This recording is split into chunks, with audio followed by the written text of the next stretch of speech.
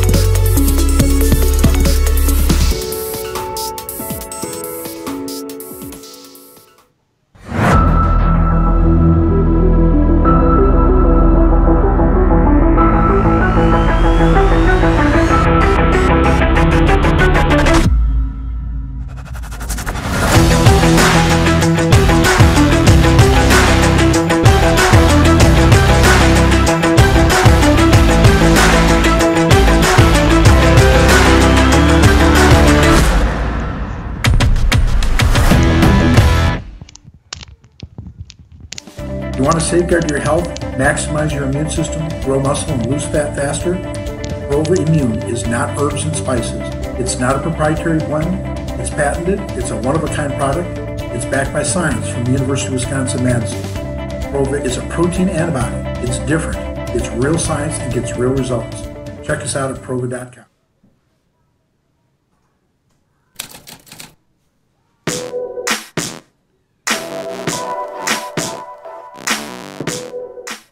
RX Television on RxMuscle.com. This is Ask Dave, better known as hashtag Ask Dave on RxMuscle.com. I'm your host, the Faruqi. This is your 30-minute question and answer show with Dave Palumbo. All your questions on diet, training, supplementation. Of course, we hope each and every one of you out there is safe. Your families are safe, as we are all looking to get through this crisis, this pandemic, together as a bodybuilding community. As we now bring in Dave Palumbo. Dave, a lot going on right now. On the RX Muscle front, with the content that we have. Yesterday, we put up our interview with Dennis James, where we talked about the whole landscape of topics between Sean Ray and Dexter Jackson, whether or not he thinks the Olympia is going to go on, his absolute favorite physiques. We did an interview, usual Iron Rage, with Lee Priest. That, however, turned into Ask Lee.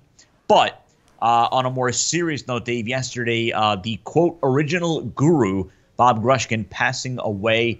You did a real big-time epic memorandum show of him today. You had a few different guests on. Why don't you tell the audience a little bit more about that? Yeah, well, first of all, Sean Ray texted me yesterday also and told me that his penis is not 2 inches, it's 2.5 inches.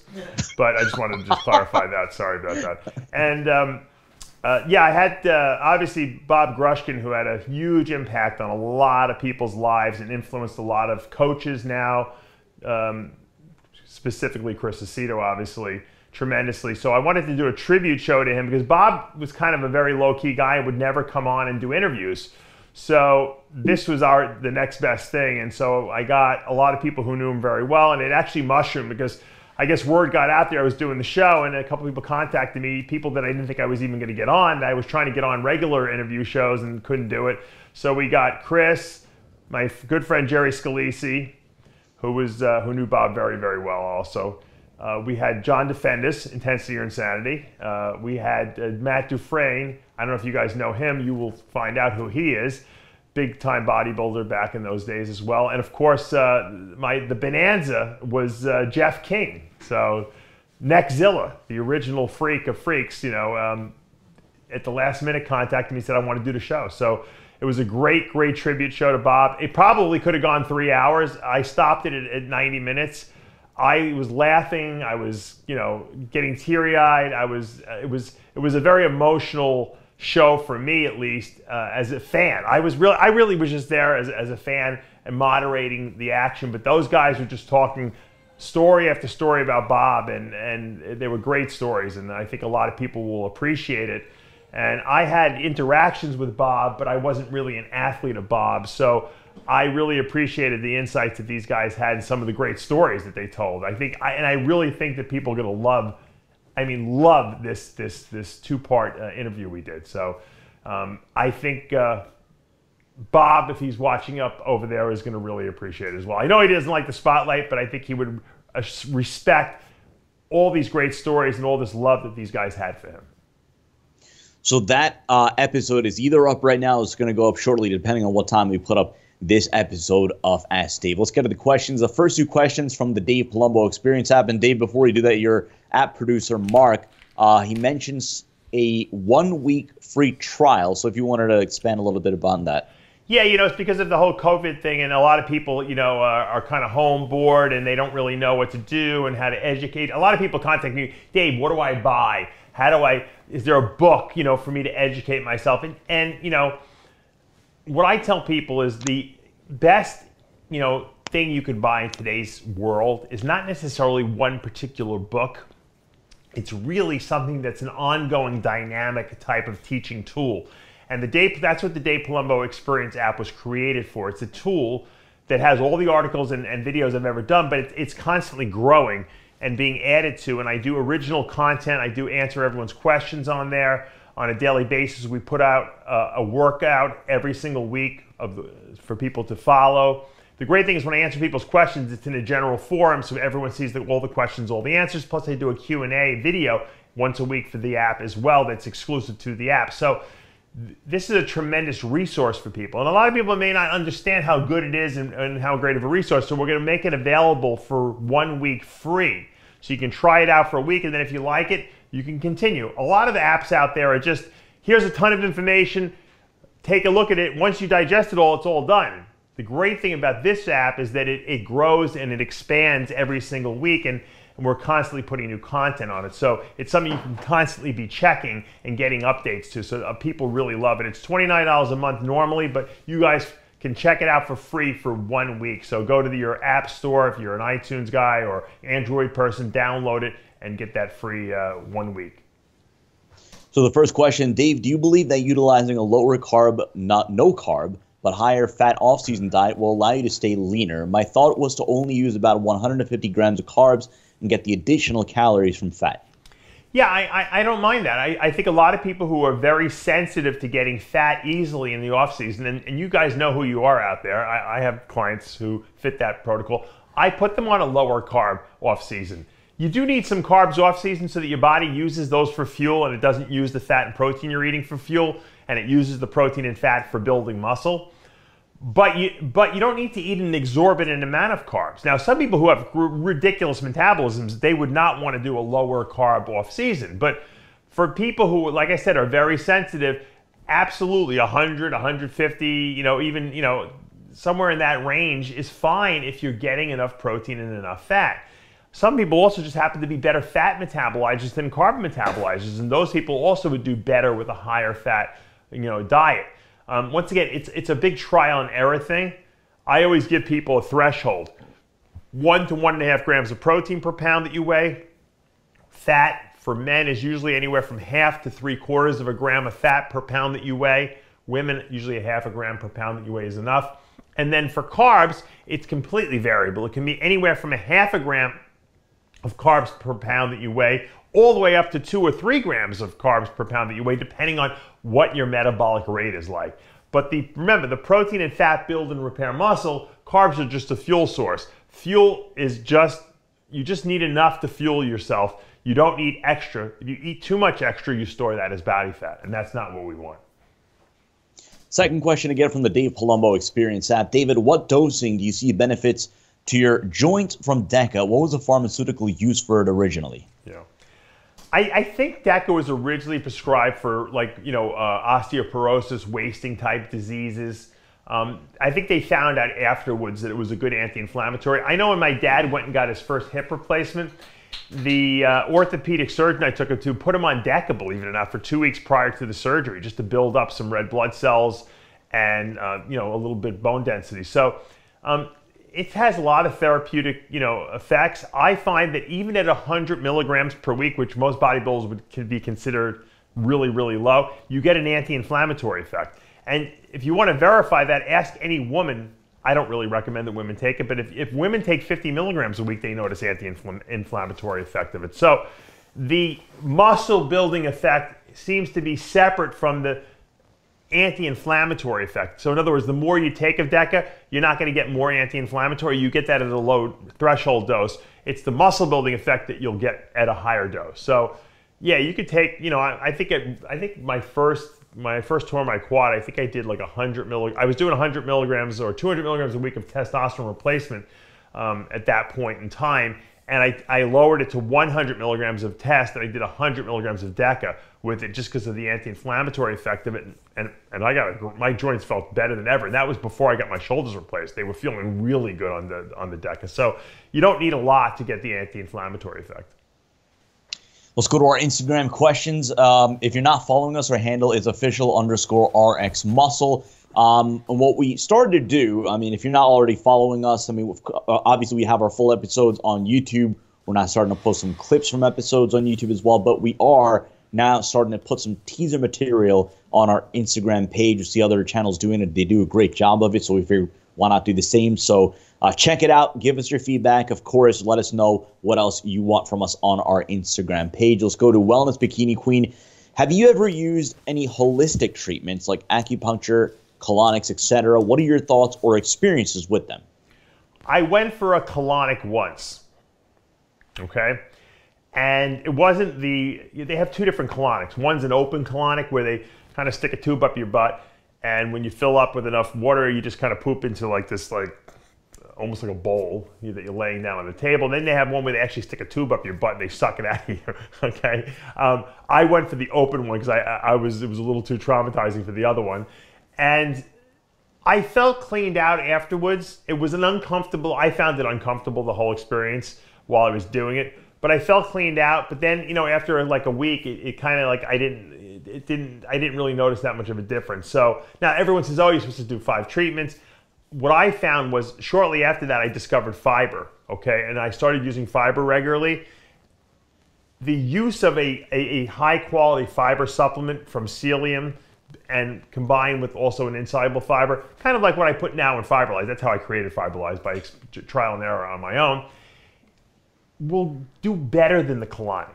In other words, you can go for a colonic, you know, a couple times a year if you really wanted to and you was truly dedicated. But if you use fiber every single day, twice a day, like my fiberlyze supplement, you're giving yourself a colonic all the time. And you're constantly moving waste through your body. It's never building up. And that's the right way to do it, okay? Colonics are for people that have really, you know, messed themselves up from years and years and years of not using fiber and getting a lot of fecal retention in the colon. So, you know, if you have a problem, you might want to do it once. I personally didn't really enjoy it. Like I said, I don't know if it really helped very much because I only did one. But once again, if you use a fiber supplement, you'll go to the bathroom so much and get so much of that junk out of your body, you won't need a colonic. Now, acupuncture I did use, and I liked it. And there was a girl, Lisa Rippey, who used to do it on me. I only used to go when I would get injured in some way. I traumatized a nerve at some point in my career, and she was working on me, and I got some good results from that. I liked it. To me, the sports, like deep tissue massage, was much more, I guess, relevant, especially at 300 pounds, because I had so much scar tissue, and I was always sore from training. So, you know, yeah, only have so much money to spend. So I would only use the acupuncture when I would get injured or had something severe happen to me or weird. I used the sports massage on a regular basis. As a matter of fact, I would try to do once a week when I was at the peak of my career, and it really did help with recovery a lot. Let's go to Shadwater Fit. I find a lot of time when supplementing with exogenous insulin that it increases my appetite. Is this due to better nutrient partitioning from using the insulin or some other mechanism that's causing this? You know, a lot of people who use insulin who say they have a better appetite is because what they're doing is they're taking too much and they're dropping their blood sugar low. So if your blood sugar drops, obviously you're going to get hungry. That's really not the right way to use insulin, although, you know, if it works for some people, great.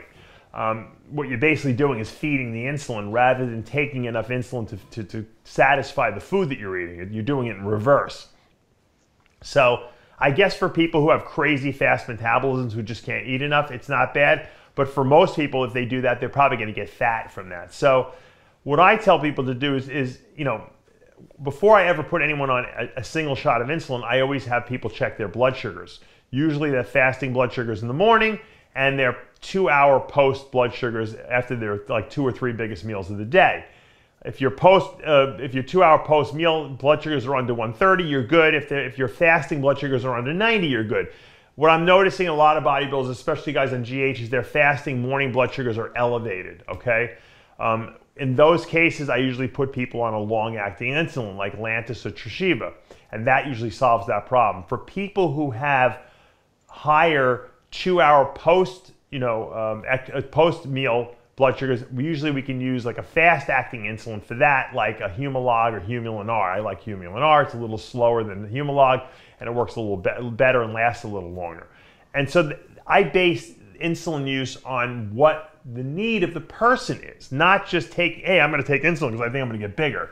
You're not going to get bigger from taking insulin if you don't need extra insulin. So the blood sugar monitor is a key piece of equipment that you should have in your arsenal. It's literally Walmart sells one for $9, so there's no excuse why every single person shouldn't be monitoring their blood sugars. We're getting this question in a various amount of iterations, and we're going to get this question every week, obviously.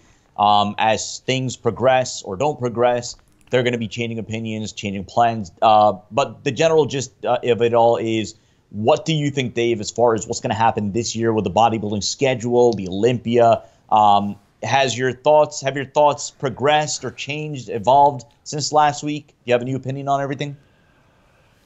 The IFBB has announced that they're going to have the Olympia. And I'm sure Jake Wood, who owns the Olympia now, and Dan Solomon, who runs the Olympia, absolutely want to hold the Olympia. But Dennis James made a very good point, and I mentioned it last week, that it's going to be hard to hold an Olympia without sponsors. Who's going to sponsor an event, that if they can't have a booth there? I mean, aside from people who might sponsor a live stream of the event. So the question is, will we have a contest schedule? I think that we probably will at some point this year. I don't think the whole season will be, wiped clean. I would like to believe that by August, we're going to start seeing some bodybuilding shows. I think that the way that the Olympia will be held and scheduled will be different. I think that if AMI was running the Olympia, they would probably cancel it, okay, because they're a big company and they have to work on dollars and cents and spreadsheets. I think because Jake Wood owns the Olympia now, and he's a private individual who every single year finances women's bodybuilding out of his pocket, not making a penny off of it, I think we'll see an Olympia. I think he'll make sure we have an Olympia, even if he has to put the prize money up himself. In what iteration it will be, I don't know. Where it will be held, I don't know. Well, Dave, not to jump in, but we did have a few people commenting, and it is a valid question, because Dennis James did bring up that point specifically about vendors, right? And obviously the importance, and then obviously the component of the expo. Could you see a scenario in which we only have the Mr. Olympia competition without an expo? Well, that's what I suggested. I said, but then again, like I said, who's going to sponsor just the webcast, you know what I mean? Or just the show itself. I mean, just to put a banner on stage. I don't know. I don't know if they're going to get enough money, but I don't know if, like I said, I don't know if that matters. Jake Wood is like a guy who loves bodybuilding. He might find a way to make it happen anyway, even without the sponsors. So it's all going to depend on them. Does Jake want to spend the money and do it? I'm sure Dan will do whatever Jake says, and they'll put on a great production. I think that we probably will be able to have a couple of shows prior to the Olympia, and then some special invites. I don't know if it would behoove us to push the Olympia back, to maybe October or November, just to give some more time. We all don't know what's going to happen with this quarantine. That's the issue. When will it break? When will it open up? In Florida here, we have some cases of it, but it's starting to build. It's like New York is kind of winding down, but places like Florida now are going to start building up. So are we going to get different waves of this coronavirus in different states as it migrates from state to state?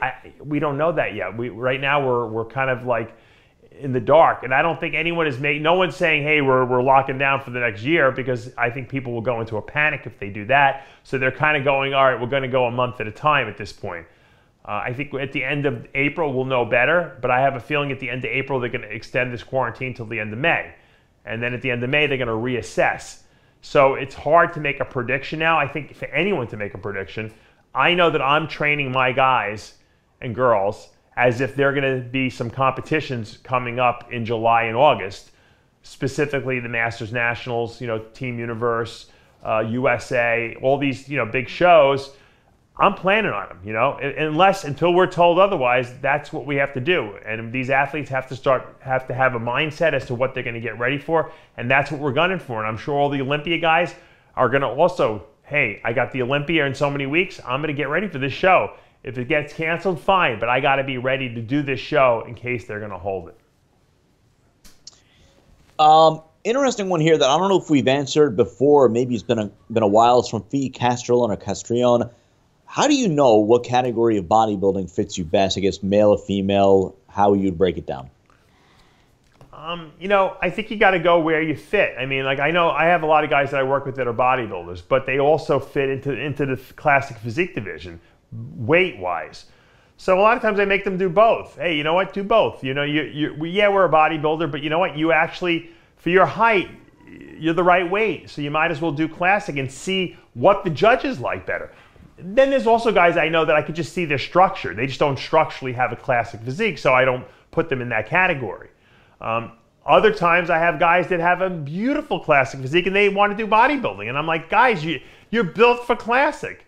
And a lot of times I'll make them do both so that they can just see how they do. And a lot of times, especially the people I tell to do classic, they do better in that. And then they're like, yeah, maybe I'll stick with this division. Or sometimes they'll stick with it for a year, and then by the following year, they've gained 10 or 15 pounds. They're out of the weight class, and now they're in bodybuilding. So you got to go with what your physique looks best at, unless you just don't like something. Now, in the women's divisions, it's different because, they got figure versus women's physique. Figure, there's no posing. Women's physique, there is. If a woman tells me, I love to pose on stage, I like to perform, well, I tell them to do women's physique. If they're like, I like to wear heels, then I tell them to do figure. Now bikini and figure is an easy pick because the physiques are very different. Bikini is more of a voluptuous, a more curvy look. It's not as muscular. You could tell who fits in that category as opposed to figure, which is a more muscular looking category. Now this new wellness division is, I don't even know how to classify it. What I just tell people to do is if you like that look, and you have bigger legs and a bigger rear and you're curvier and that's something that you're attracted to, then do it. If you want to get super lean and you want to do figure or you want to do a bikini because you have a nice curvy body, then do that. I mean that's one of these divisions that you do because you just like the division. You know what I mean? I don't think you have to you fit into it or you don't fit into it. I think pretty much anyone can fit into that division if they want to and if they want to do that. I think that the pick really is in the men is, do I do classic or bodybuilding? And a lot of times they wind up doing both. So like we saw with the crossover between guys from classic physique moving over to 212. Hopefully we get to see that play out this year. Let's go to Swalberham O'Neill. Love the name. Why do I never feel any breathing benefits when on KLEN, but I feel a night and day better ability to breathe when taking albuterol, both in liquid form? Mm-hmm.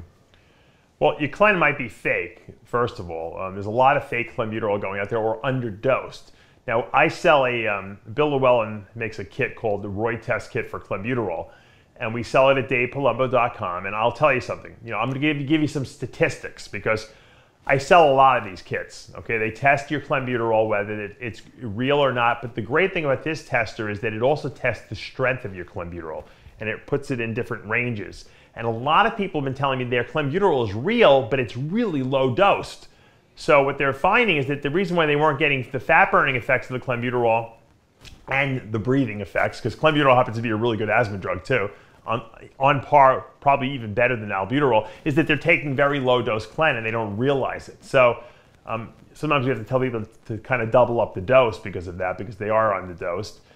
And that's usually why people won't notice. Because if you took real clenbuterol, like the stuff they produced back in the day, you got a really good breathing effect. My sister was asthmatic. She did one show and she used a little bit of clenbuterol, and she told me she didn't even need her asthma inhaler on this stuff. So it is really strong. Now albuterol is a second generation, or it's a first generation or second generation asthma medication, beta agonist, and it's really good for increasing, opening up the bronchial tubes and the breathing. but it doesn't have any fat burning effects. So a lot of people confuse it. They're like, oh, it's the same thing, I can use it. No, albuterol does not burn fat. Clenbuterol does, but they both pretty much are on par with each other in terms of opening up the bronchial tubes. If your clenbuterol is not doing that for you, it probably means it's low dose. I advise you check it with the Roy test kits we sell at DavePalumbo.com. Check your clenbuterol. There's no sense in wasting your time and money. For a $20 test, you'll know exactly what the strength is of your clenbuterol. Let's go to JDJ Bear Shockey. Dave, if Mike Francois would have never had to retire early due to his colitis condition, do you think he could have possibly won the Mr. Olympia one day?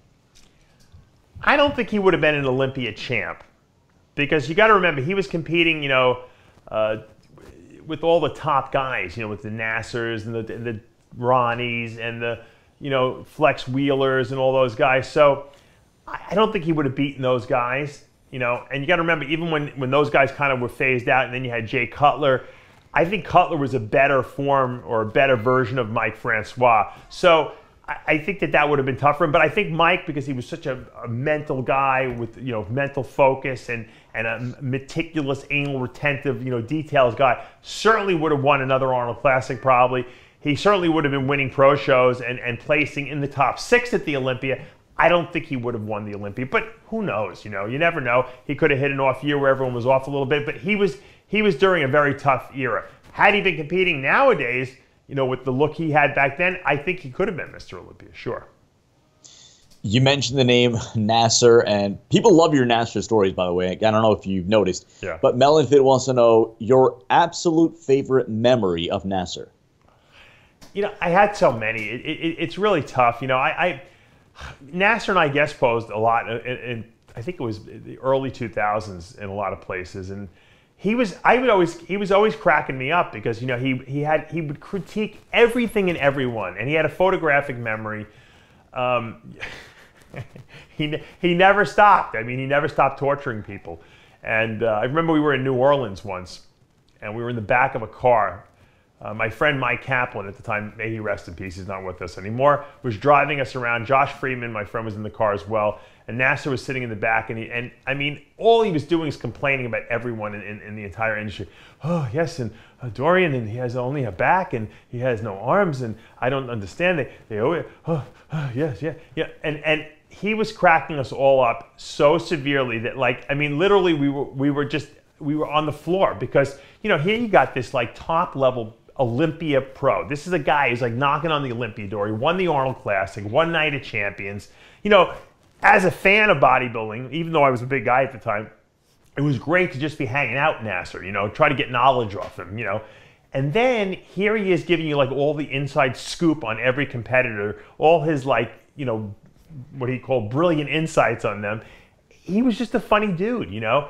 But the story I always tell people is I was guest posing with him in Hawaii, and I was dating this girl at the time, and she came with me to the show, and every time I would go to the bathroom, Nasser would, like, try to slip his phone number to, oh, yes, you know, I speak 7 languages, and I am much more intelligent. He was, like, trying to compare his intelligence to me, not only his physique. You know, obviously, you know, his physique, he had the Olympia calling card, and he was, here, you should come to my hotel room. And of course the girl told me, you know, and she thought it was hysterical. You know, it wasn't like Nasser. If Nasser looked like Mike O'Hearn, I probably would have been pretty upset with what he was doing because, you know, Mike's a good looking guy. Nasser wasn't the best looking guy. So he would try to, like, badmouth, like, the people. And then you'd come back and Nasser would put his arm around me. Oh, Dave, my good friend. Oh, yes, I enjoy going out with you and eating food. And so, you know, that was Nasser. You know, Nasser was a phony, but you just dealt with him because he was such a character, you know, and that's why I always say, you know, I wish he was still around, even though he had a very negative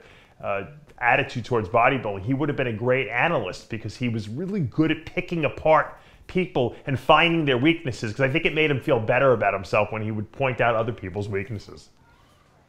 Let's go to Philip Yanuzzi. Is there a reason why adding powder of psyllium husk to my morning or post-workout Isolyze shake is a bad idea? Also, why do you not offer an unflavored version of fiberlyze that can be added to a protein shake so you don't have to make a completely separate fiber drink? Yeah, you know, I tried that before. Look, fiberlyze, when you mix it with water, if you don't drink it immediately, which I tell people, mix it and drink it, it swells and it turns to jello, basically. And that's because that's what it does in your gut, and that's why it moves everything through your gut. It bulks your stool. Okay, you put that into a protein powder, okay, drink and mix it. It turns to sludge. People can't drink it. It's too thick, because a lot of people don't. I gulp my protein shake down. Most people don't. They'll drink it and sip it. You do that with the fiberlyze in there, or even an unflavored psyllium in there, it's gonna, like I said, you're gonna be scooping it out with a spoon, which for some people, they like the way that is. But for most people, they don't want that. Most people would rather suck down the fiber shake and enjoy their protein shake. So I didn't think it mixed well together, and it's not that you can't mix them together, because it doesn't inhibit the absorption of the protein, that's for sure. However, you know, it just doesn't. It's harder to get it down. I didn't think it was a good mix. Believe me, if I thought it was a good mix, I would have made it. I would have made a shake with them all together in it. But it does make it makes the shake too thick, because psyllium, and especially the high swell rate psyllium that we use in fiberlyze, is just really not meant to be taken in. Now, having said that, I know a lot of women that like to mix their fiberlyze shake. They mix it with the water and they put it in the refrigerator. And they eat it like Jello while they're dieting, because it literally will turn to Jello. Other people will put it in the freezer and they'll actually make it into like ices, okay? And because the flavoring system of the fiberlyze is really good, the mango and the fruit punch. So you can do that, but I wouldn't mix it with protein and do that. I just don't think it would taste very good. This one from Fitness Crusade. Of course, we get a lot of questions about fasted cardio. Does taking any vitamins, such as vitamin C in particular, before fasted cardio affect the benefits of doing fasted cardio? No. Vitamin C before is... Matter of fact, if you take vitamin C before you exercise, you're probably going to use it as energy. It probably won't even get used as what it should be used for, as an immune system stimulant, as an antioxidant, as a precursor to collagen synthesis. So I always recommend taking vitamins with food. So you take your vitamin C along with your other vitamins, or if you're taking B-mineralized, whatever you take them all together with a meal. So I usually eat, like I'll eat my breakfast, my eggs and bagels, whatever I eat for breakfast, and then I'll take my first dose of vitamins. And then at night, when I do my dinner, which is my next big meal of the day, you know, whether I eat salmon and rice and some vegetables, and then I'll take my second dose of vitamins after that. So always vitamins with food. Gilad Ron of 25. Do you ever take cortisol, prednisone, or know anyone that took cortisol due to joint issues? I suffer from rheumatoid arthritis and can't train without it. Yeah, it's a pretty nasty drug, because, you know, cortisol is, or any kind of cortisone, which is prednisone is a form of it, is pretty much the anti-anabolic steroid. So it does the exact opposite. It suppresses the immune system. It breaks down muscle tissue. It causes fat gain. It messes with your blood sugars. So it's a nasty drug. It's something you don't want to have to take all the time. So if you can find other anti-inflammatories that will help the rheumatoid arthritis, and I know a lot of people take the prednisone because it suppresses your immune system a little bit, which helps with the rheumatoid arthritis. But if there's any other, there are other, you know, immune system modulators out there that can be used. Usually prednisone is given acutely right after you're being diagnosed to kind of bring down your immune system a little bit. And then if they can transition you to some other stuff, that's usually the way to go. You don't want to live on prednisone. It's not a good drug, especially for bodybuilding. Time for a couple of more questions. One from Jack Connor, IFBB Pro. On an 8 to 10 off period, is 100% necessary to use KLO-MID and HGC if you're intending to go straight back on? Will it improve new androgen receptor growth, or does that just happen when test levels drop really low? If you were going to go off for 4 weeks and go back on, you probably don't need HCG and KLO-MID. I mean, to be honest with you, because, you know, it doesn't really matter, because you're just going to go back on again. But if you have it available, it can't hurt. You know, a lot of guys, what they find is that their sex drive really suffers when they go off completely. Not the first 2 weeks, but once the stuff starts coming out of your system, you might be low for a week or two. So the HCG team seems to, like, you know, at least pep up your sex drive a little bit. It makes your testicles start producing some stuff down there. Once stuff starts going on down there, you get a little bit more of a sexual urge. So a lot of people find the HCG works really well for that. Ironically, KLO-MID, and I've used that for very long periods of time when I was trying to get my wife pregnant, for some reason KLO-MID can actually have a kind of like a suppressive effect on sex drive even. Some people get like very melancholy on it because it is a synthetic estrogen, technically. So you might be able to avoid the KLO-MID and just do maybe 2 weeks of HCG. So, finish your cycle, maybe a week after the cycle's over, after your last shot, do 2 weeks of HCG, go 1 week on nothing, and then you go back on your cycle. Now, if you're going to go off for 6, 8, 10 weeks, I would definitely do the 2 weeks HCG, 2 weeks clomid, and then go off. But if you're not, then you don't need to. Now, some guys just go on my Isolyze product. I have them on that anyway on the off period, because what it does is it helps balance your testosterone to estrogen DHT levels in favor of testosterone, and it lowers DHT and estrogen levels, but without bottoming them out. So usually on that PCT, I always put guys on Isolyze. And if you don't do the PCT, you can still do the Isolyze to keep those levels balanced, and you'll find that you have a good sex drive. You're not going to get excessive estrogen and DHT levels, and your testosterone actually won't drop as low as you think it should. One last question, JDB or JVG, Bear Shockey. It's a topic you've talked about before, but I'm interested in this angle of it. What was the deal with the original METRX years ago when it first came out? I remember hearing something that there was a base and a plus in the formula when it comes to protein mixture formulation, and that's why it was so effective. And after METRX was out for a while, they changed up their protein profile to a lower quality. Can you shed any light on that? No, the original METRX was, you're right, it was 2 tubs. It was a base and a plus. The plus was basically the protein, the whey, and the milk and whatever it was a combination of milk protein, whey protein, and casein in a certain ratio. It mixed terribly. You needed a blender. You couldn't mix it properly. And the base was basically the flavoring system and the minerals and vitamin mix. So you would mix like 2 and 2 and in a blender, and you'd mix it up. You couldn't mix it with a spoon. METRX did not mix, the original. Connolly, Dr. Connolly, who invented it, told me that the reason they had it in a base and a plus is for some reason they couldn't get something to mesh properly. And then when they figured out the problem, they decided, okay, now we can put it together, and then they put it in those original white packets. And you didn't need to have a base and a plus anymore, because what would happen is you'd always run out of base before you'd run out of plus. So you'd always had an extra plus, which wasn't a problem because that was where all the protein was anyway. Or I would just double. I would just do extra plus in my shake, so I would get more than it was, because I think it was like 37 or 38 grams of protein per serving. I would always boost it up to like 45 grams of protein. But once they put it in packets, you didn't have to worry about that anymore. And it was still very high quality. As a matter of fact, they even came out with what they called the black packet METRX. This is when I was working for them. And it was METRX with HMB in there. HMB was supposed to be like a metabolite of leucine that actually helped with recovery and building muscle. And they made them, I thought that was the best product they ever had. Connolly actually admitted to me it was the most expensive product that they made, and it was the least profitable. But I would go through like 6 black packets a day. That's how much I was using back in the day. When METRX was sold, okay, for like $350 million or something like that, the company that bought them realized how much that these protein was costing to make, and they were like, oh, screw this, we're just going to down, and then they dummied it up. Matter of fact, all the bars that had the metamycin protein, which was their patented mix, were all converted to collagen protein, which is crap compared to what they had in the original. And they downsized and they downgraded also the white packet, and they got rid of the black packet. So they wanted to become more profitable. They didn't realize that METRX was a high-end product, and by dumbing it down, they lost a lot of their loyal customers.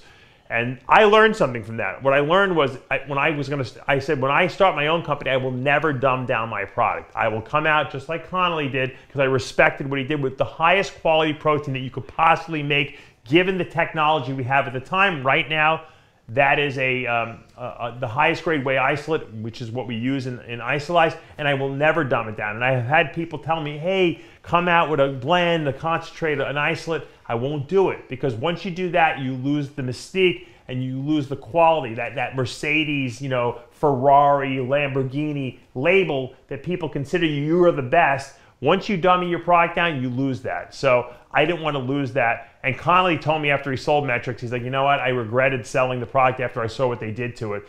But he made a good amount of money. So I don't think he made the wrong decision. I think it was like his baby, and then he kind of lost it in a sense, because people just abandoned all the things that he put into it initially to make it so great. And that is going to do for this episode of Ask Dave. Again, special thanks to producer Tyler Shore and Dave Palumbo. A lot going on right now on RxMuscle.com and the RxMuscle YouTube channel. Our one-on-one with Dennis James, Iron Rage, a full-out Q&A session with Lee Priest, and then, of course, the memorial tribute to Bob Grushkin. It's either live now or it's going to be going up very, very shortly. For everyone involved, I'm Sadiq Faruqi. We'll see you next time.